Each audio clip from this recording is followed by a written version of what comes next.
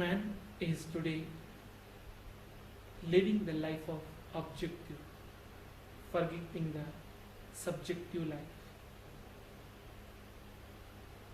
When man starts receiving and realizing himself, what is truly inside, that day the true human being will be started on the globe. But today man has lost his soul and lost his essence of life and lost himself in the mundane world.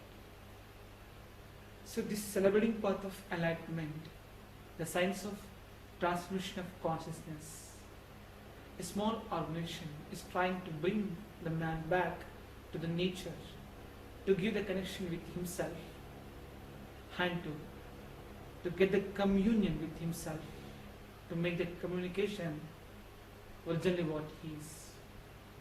This whole effort, this whole journey is only for one thing, just to make him himself.